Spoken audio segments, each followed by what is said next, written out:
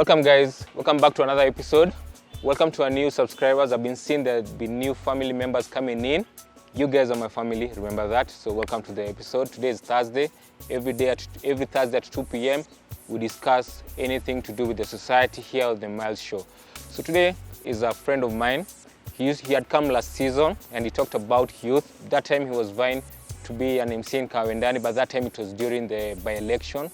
Right now he's vying again, and this time it's the general election, and his name is Brian Sinne. You know, every Thursday at 2 p.m. it's Myles Show, whereby we discuss everything to do with psychological, anything to do with society, anything to do with you as a person. Kazi kwako Brian, how are you? Wapendwa watazamaji wa Myles Show, mimi naitwa Sinne Simuyu Brian, MCA aspirant Kawendani na UDA, na nimefurahi kujumuika na nyinyi leo na tuongee mengi zaidi tukisonga mbele. Asante sana Brian. First and foremost, congratulations on vying again for the MCA Kawendani 2022, and I hope everything has been going well for you. It's been a minute since tumepatana, but anyway, today we're going to be discussing about youth governance.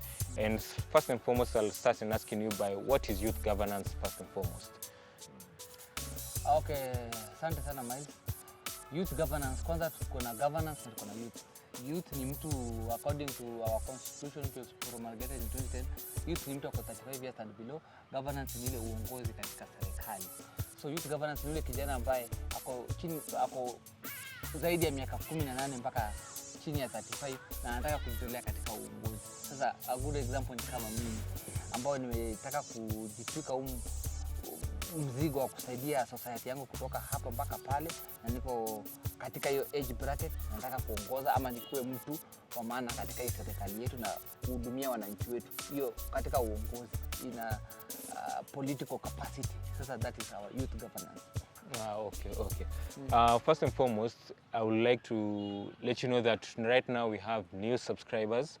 We have new, people who are coming and joining this show, and I'm sure some of them, they don't know who you are. Some of them even maybe they're from your community. So just introduce yourself, tell them who you are, let them know you. You can even discuss even a little bit also about your manifesto. Yeah.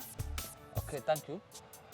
I am Sinne Simuyu Brian, born and bred here in Kawendani, a school just here around in Mount Angel, Kawa Garden Primary School. Niliventure kwa mambo ya youth na sana kujiingiza na mambo ya kiserikali 2013. Wakati nilikuja attachment hapa kidogo kwa ofisi ya chief na tukaanza kufanya kazi na yeye. 2014 nikakuwa youth leader hii area kidogo. Hiyo wakati Kambogo was the governor, I started coordinating with the ward admin here. Alikuwa anaitwa Kimere, then I found another one alikuwa anaitwa ward admin, and then we started working together. 2017 Sairo akanichukua, nikakuwa PA wake, tulitafuta kiti na yeye hapa, and it was something very good, something that elevate to a whole new status, kwa sababu alikuwa and dominant who was elected in Mount Kenya. Hata mimi nilimpea mileage pia mahali kidogo. Tukafanya kazi hapa na yeye kwa hiyo ofisi, tukafanya kazi nzuri. Nilizingatia sana youth nikiwa kwa ofisi, story na driving, story na kwa ensure nimewapea basari. Nikaanza kuambia kwanza kama unyako campus, maneno ya wazazi wenu kwanza kujia basari huko kwa ofisi imeisha. Nyinyi wenye mko shule sasa hivi mnataka kujisomesha, mko na vipande na mnaweza jisomesha, kujeni hapa nitakuwa nawapea basari. Tukatenga pia basari ya watu wenye walikuwa campus kando, tunaanza kuwashughulikia vijana pia wakaona kijana mmoja kumbe pia kwa ofisi things can be happening. Wale wenye wako na ajira nikaanza kuwasaidia mahali kama huko Ruiru, tena tunaombea tukazi kampuni kama zile za EcoPost, hizo makampuni zingine referral hospital hapa KU yenyewe tunawasaidia, tunawatafutia job huko, na hapo ndio hitu wakaanza kuna vitu zinafanyika. Then I used to keep my ears on the ground. Nikisikia kuna mradi kwa account kama maybe wanafunza watu plumbing, masonry nini, I used to ensure that Wodani youth are also there, and even ndio nilikuja nikaventure kwa hii youth and governance, na hiyo ndio nataka kufanya now in a very big capacity. And so right now as a youth, like how me as a youth right now, for example, you're doing amazing, because I remember like you even, for example, you introduced me to my producer. You are a community man, And I want to ask you, how can I, as a youth myself, participate in my community and able to help my community grow? Because personally, I've heard about the good things that you've done in your area. You've helped some few people here and there, especially when the youth. So how can me as a youth participate like you to be involved in the community? Okay, I think that decision is just self-made. It's like when we say that leadership is a calling. You've just been called to serve. You can't fit there if you're not. Same as a profession like the medicine world, the doctor's world, teacher's world. You know, it's very hard for maybe someone like you to be told to go to kindergarten, start playing around with those young ones. Then maybe as per your profession, maybe if that's not your calling, you won't be there. But the good thing is that most of you guys now, like you, Myles, you yourself, you decided to come out of such a cocoon, and you've decided that this is the path that me, Myles, I'm following. This is my road to my destination and all that. And you really inspired me when you told me of your intentions, what you wanted to do. And as a youth, just like you, I had to put myself in your shoes, and I had to ensure that you have such a platform, and I help you where I can, even if it's financial wise. We have currently Gicheru Fund, which was launched 3 weeks ago. I can as well urge you to apply, and I will also help you in that connection, so that at least you can be able to move from point A to point Z as a youth Myles. Yes. Okay. Okay. So what are some of the challenges have you experienced as a youth when it comes to politics? The first challenge is that we are very hard. Unless you do tangible things on the ground, we are very hard. Because, for instance, I know you trying to come up with this Myles Show. Before you get here, you've been through bumps and bruises. Just because maybe even your parents might even fail to understand. This guy has asked us to give him maybe 150. What is he intending to do? You see, we are not hard that much. How can I put it? Hatuzingatiwi sana kwa hii society yetu kama vijana. But the moment you come out and you unleash the beast in you, that's when people will know that this guy is there. How? Like for instance, you started from scratch. You are somewhere today. You've interviewed great people in this country, great people from Kahao and Dani, prominent footballers, prominent business people, and you are now Myles, who we can see, or we can refer you to as maybe the next Jeff Koinange, or the next someone, or the next Alan Nam, me, Brian. I've also started from scratch. In 2013, I was a youth leader here. 2017, I was appointed by Cairo to be his PA. 2022, here I am vying to be the next MCA. I've done a lot for people in this country. In this world. That's why, for your case, I had to hold your hand. And here you are. You're now interviewing me in your show. You see? Mutual friendship, mutual understanding. I understand the problems that you've gone through to be where you are, Myles. So I also know the wearer of the shoes knows where it pinches most. I also know what we've gone through here.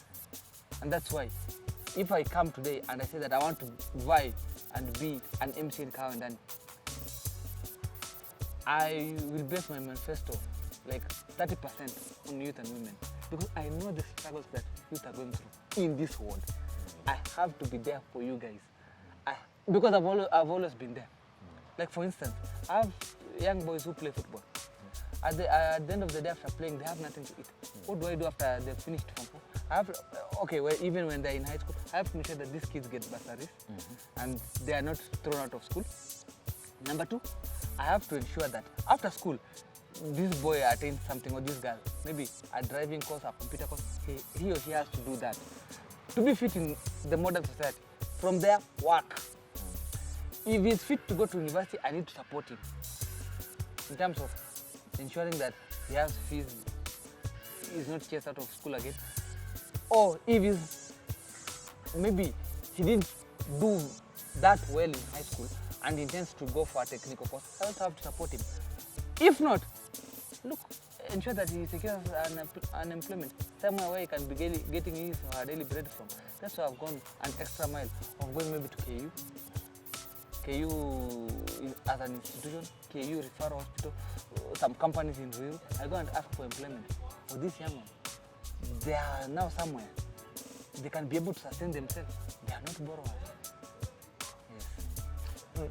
All right. Before we go any further, before I go to my next question, I just like to emphasize on what you were talking about, the youth participation, because if you can remember the time the late Cyrus was serving, if you can remember, like we had discussed, that's the first time we met with you, and if you can remember very well, like you asked me what I did in university, and I told you, and you asked me what I can provide, and you actually asked for some advice on how policies can be made. And honestly, like what I can say, it's quite amazing that we see that.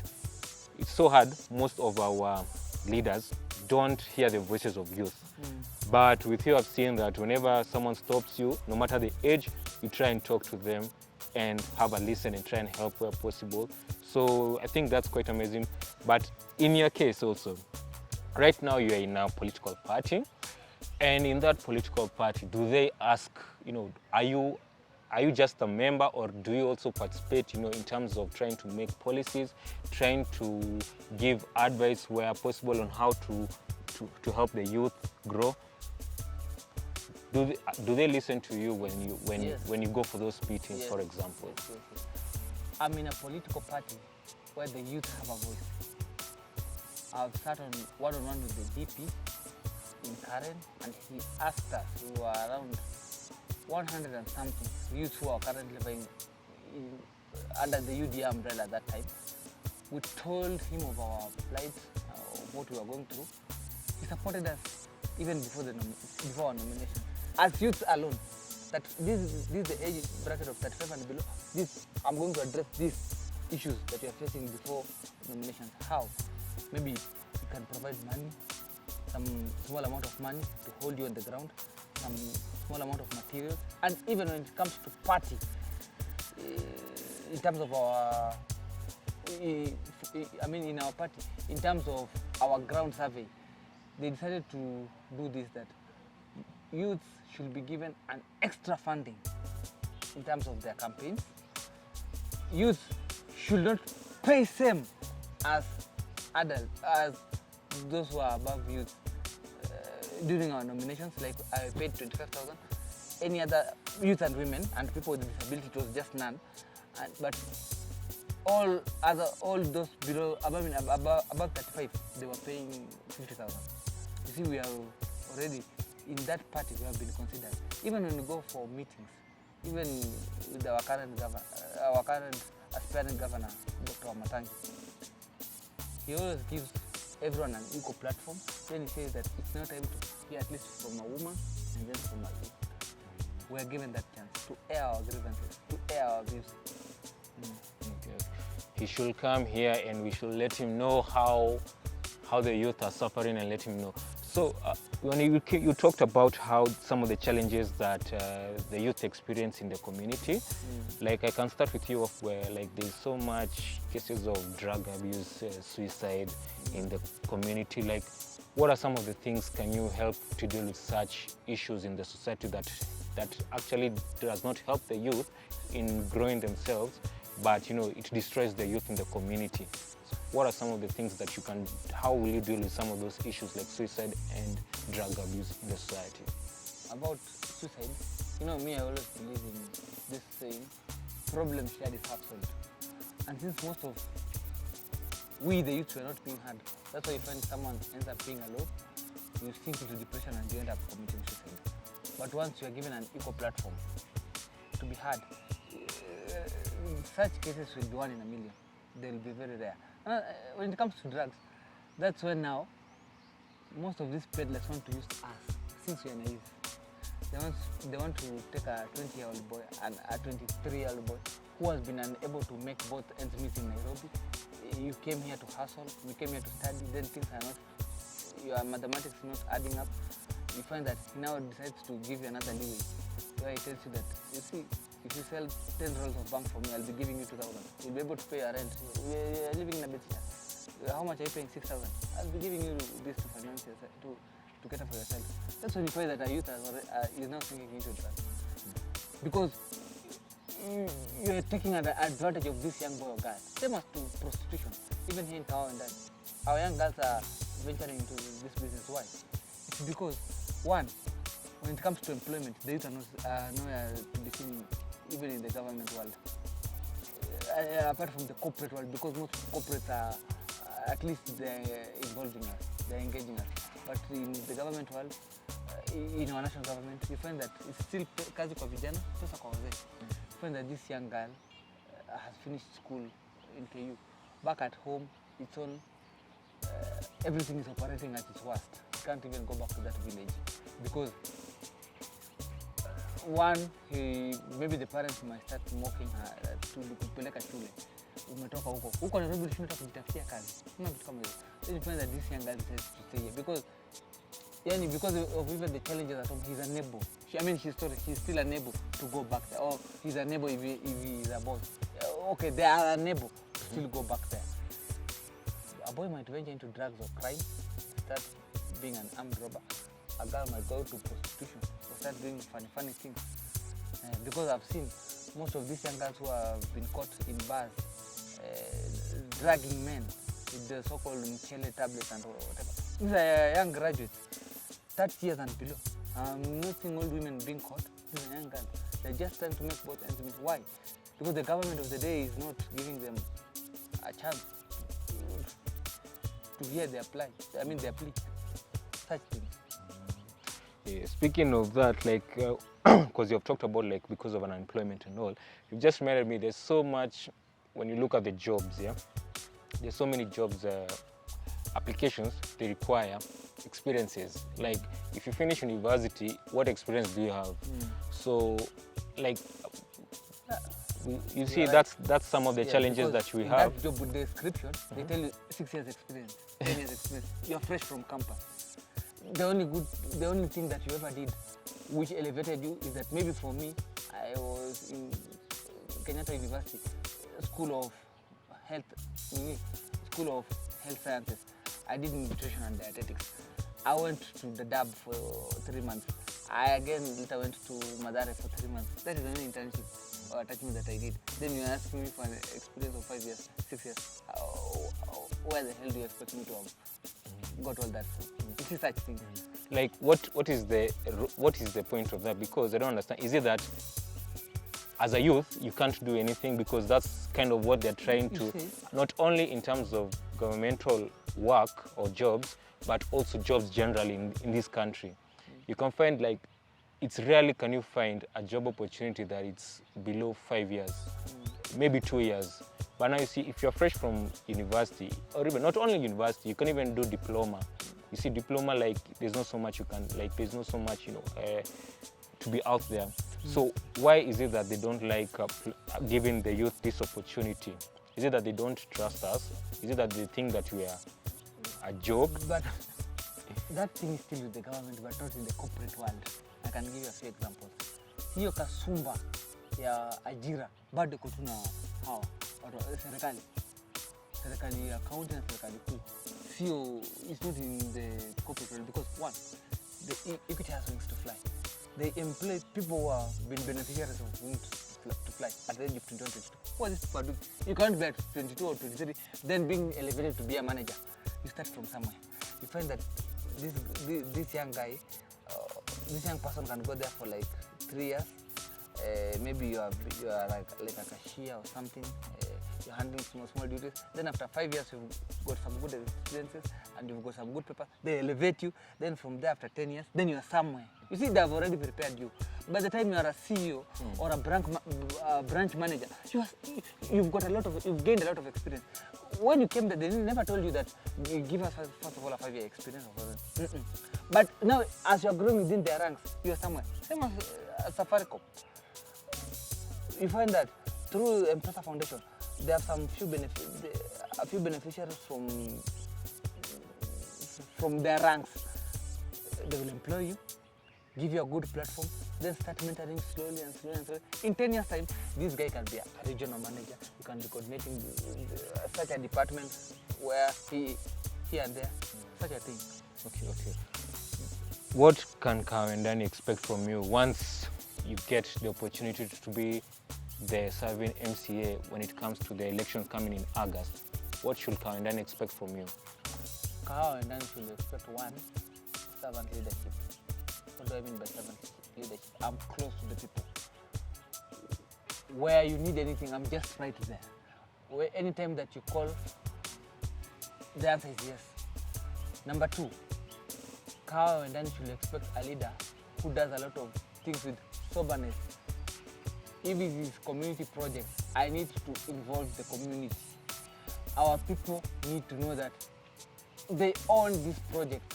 If it maybe comes to something like lobbying, I cannot go and lobby alone. I need to have a public participation with you, and then I ask you, in this financial year, my people, what do you want us to do? Here we don't have a sewer line. Here we are lacking street lights. Here the road is not passable. Here we have an issue of bursary. Such things. Okay, bursary is automatic, but I need to engage the community. You cannot work alone. You cannot work alone. No man is an island. I need to involve the community where you guys need to know that you are the custodians of all these projects. Uendani ni yenu wote. Mimi sijajichagua, nimechaguliwa. Na vile tu mlinichagua, kujeni tushikane. We have a board of development. We have a representative from all corners, all genders, everyone included in this bus. We are moving to the same direction. Such a thing. All right. So Kawendani, you've heard from him. So we'll better take a video. And if you win, we will. And if you work, if you don't work, we will show you this video. Nitakuja hata kwa ofisi yako. Nakwambia, bro. Mimi nakuja kufanya kazi na watu. Because one, vile tu nimesema, tukae chini tuunde board ya development. Na kitu yenye ndawaambia, kila mwisho wa mwaka ya financial year serikali, nifanyeni vetting. Uniambie for this 1 year, hii financial year, kwa CADP County Annual Development Plan, nimewafanyia nini? We had 300 million allocated for Kawendani. What have we done with our money? I will account for each and every penny. Why? Not I. We will account because niko na board ya watu. Hii ni group ya stakeholders, hii ni group ya mama mboga, hii ni group ya nini, hii ni group ya watu wa bodaboda. Tumekaa chini tumeamua tunafanya hii na hii na hii mwaka. Mimi nakuja kufanya kazi na watu, sikuji kufanya kazi peke yangu. Peke yako huwezi. Yes. Before I ask the last question, I'm a very big fan, or rather, I'm an advocate for men's mental health and men's empowerment. And I want to ask you, especially in your community, or rather in your ward Kawendani, of which I was able to gather information that there is high rates of suicide in the community, and mostly it's men. There is, you see, kazi ya mtaa. You have talked about kazi, you were mentioning kazi mtaani, like people to involve. Like in the recent kazi mtaani that was there were very few, if not none, men. Most of them are women, which is a good thing. It's good that the women are being empowered. But what is wrong with our men, our boys in the community? Because you're a man, and I know you'll want the best for each and every person. You won't be gender inequality and just maybe focus on women empowerment alone, but also both men and women. How can you try and help the men, talk to them, because that umejaribu, like you've been trying, you entered politics kama kijana na, and I can say that you umekuwa mgumu vizuri. So talk to the Kawendani men and boys out there, waambie tu mawili matatu ya venye waache wapate nini motivation kufanya kazi. First and foremost, kijana asikiki. Boy child amefinywa. Kila kitu, all the creditors to go to the girl child. Mimi nataka place ambayo iko balance. Ukiangalia kama kwa kampeni yangu, juzi nimetupiwa mikuki. Hii timu inatembea na wanawake sana, wanaume. It is because all those men around me nime-ensure wako mahali. Because mwanamke akiingia kwa nyumba jioni hata ulizwa chakula. Kijana mwenye anatembea na yeye kwa kampeni akiingia jioni ataulizwa chakula iko wapi. Ataulizwa kitu umekuja na nini. That's why wanaume wengi wenye niko nao ni wanajishikilia mahali. Hiyo ni kitu nikaona I studied that a few years back. wamefinyiliwa. Kukuja kitu kingine, wanaume tuko na shida mingi. Mwanaume akiwa na shida haongei. And that's why suicide zaidi wanaume wengi. Huyu mtu society na expect yeye ni kama punda wa mizigo. Yeye ndio kila kitu. Is the beast of burden, anaekewa kila kitu. Hana kazi. Lakini society ina view tofauti. Wewe ni mwanaume, uende tafuta kama wale wengine. Kuna vitu kama hizo. Alafu wanaume wengi wanajua sisi we don't open up. We don't open up. That's why mimi wanataka kuengage sana boy child. We don't open up. Unapata he's suffering in silence. He's suffering alone. Na ndio unaona hizi vitu zinawapata. Unanipata? Na ndio unaona rate ya depression na suicide inashika sisi watu young sana. Corona ndio imekuja. We are now recovering in the face of post covid. Unafikiri wanaume wangapi walipoteza kazi? Society naona hivyo. Is society seeing it that way? Huyu anafaa kwa na ametafuta kazi nyingine amepata na anaendelesha familia yake. Hizi vitu zitaendelea kufanyika. Watu kama sisi tusipo step in hata kusaidia boy child. Boy child pia lazima angaliwe. Boy child lazima angaliwe. In as much as credit yote yendanga uifanye, boy child lazima angaliwe. Yes. Na shida zao pia mimi najijua. Pia mimi niko na mashida kwangu. Najua nini itanipata ikifika mwisho wa mwezi sijalipa rent. Such things. Boy child pia lazima angaliwe. Well, I think Brian, I can let you in the final question that I have.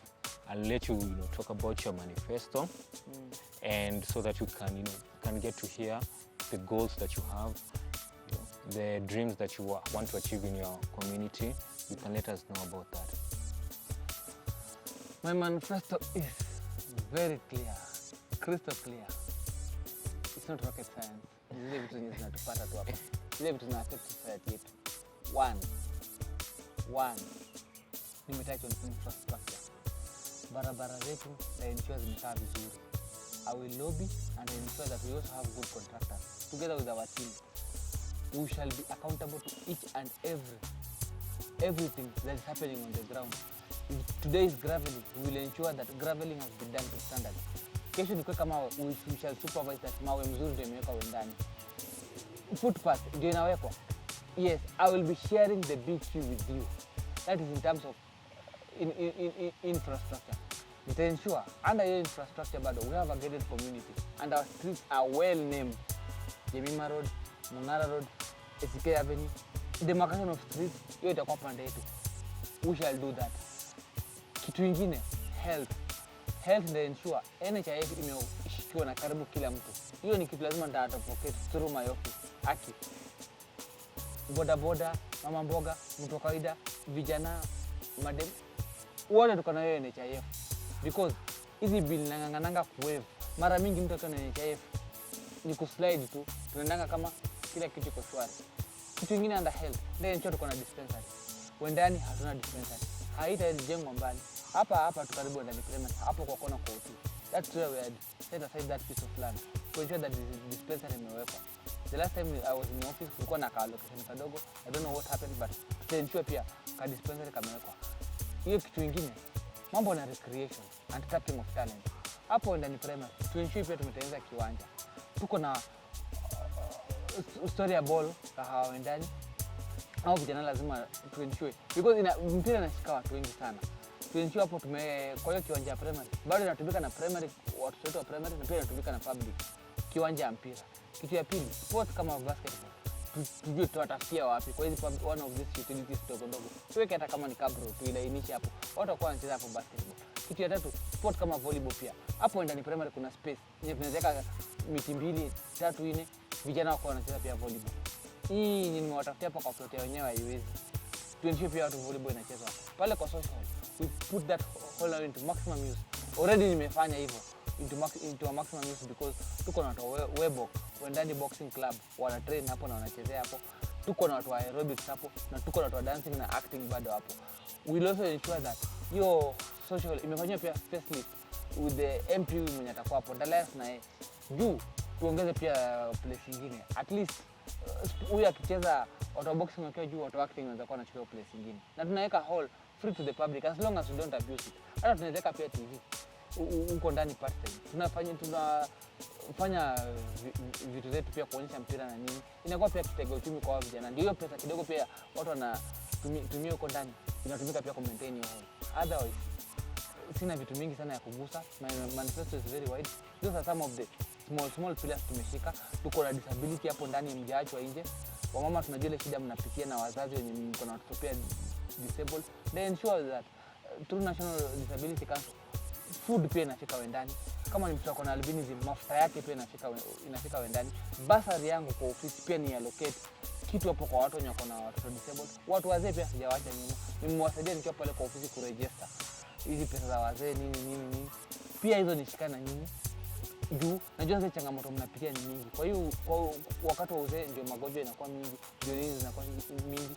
Shida za kifamilia pia nyinyi ndio mnashika. Pia ni ensure kwa hiyo manifesto yangu you are also well captured. Women, men and youth all across the board kwa manifesto yangu mko well captured. Pesa hizi za finance ndaendelea kuwapatia. Ndaendelea kuwasaidia pia kuwaonyesha avenues za kuchukua hizo pesa at least muweze kujishikilia na muweze kujitegemea. Asante. Thank you so much, Brian, for coming to the show, and thank you for letting us know what youth participation in governance is.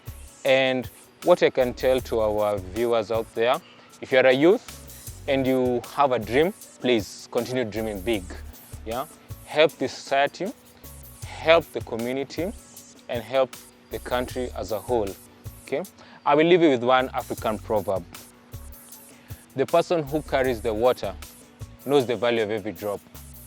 I'm your host, Myles Gicheru. See you next time on the Myles Show. Thank you and have a good day.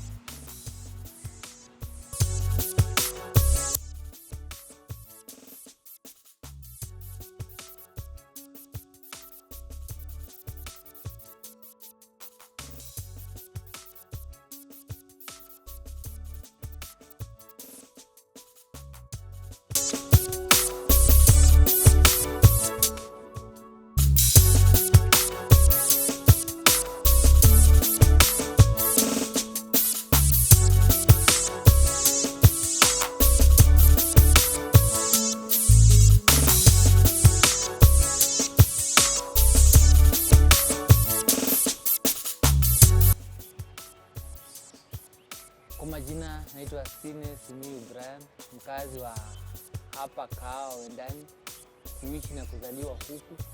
Mimi nawania kiti cha MCA na chama cha UDA. Kwanza kabisa nataka kuwashukuru kwa kunipea kura kwa wingi wakati wa nomination. Na mimi sina mengi ya kuambia, nataka tu kuwaomba kuwafanyia kazi. Mimi naomba kushikana na nyinyi, tutengeneze barabara zetu. Naomba tuweze kushikana na nyinyi, tusaidiane upande wa basari, watoto wetu wasiweze kufukuzwa shule. Mimi naomba kushikana na nyinyi, tuweze kutengeneza hata viwanja vyetu, watoto wetu wapate mahali pa kucheza, kwa sababu nimejaribu, tunang'ang'ana, tunanunua mauniform, tunajishikilia katika michezo mbalimbali, mpira, volleyball, boxing pale social hall. Mimi tena kitu kingine naweza penda kuendeleza ile mradi yetu ya kusaidia watu kupata pesa kupitia shirika tofauti. Tuko na WEF, tuko na affirmative action, tuko na Gicheru funds, vitu kama hizo. Mimi naweza penda nataka kushikana na watu sana wazazi ambao mko na watoto disabled. Hii ikuwe mwamko mpya kwetu, hawa watoto wetu waweze kusaidika hii wakati kupitia ile serikali ambayo tutaunda na nyinyi ya UDA. Mimi naweza penda pia watu wazee mkuje nishikane bado na nyinyi kuwasaidia kupata pesa kwa wazee, na pia hizi vitu ndogo ambazo serikali inaweza kutuletea kwa watu wetu wa bodaboda. Nyinyi mnachangia sana katika sekta yetu ya uchukuzi. Naweza penda kushikana na nyinyi, niensure pia mmepata license na pia hamsumbuliwi huko. Vitu ndogo kama NHIF pia tumeshikana na nyinyi, vile mnaweza kuwa mnalipa in case kitu inafanyika katika barabara zetu, mmeweza kujikinga na hizi vitu zingine zote. Otherwise sina mengi ya kuambia. Brian ndio best, mapema ndio safe. Tushikane wote.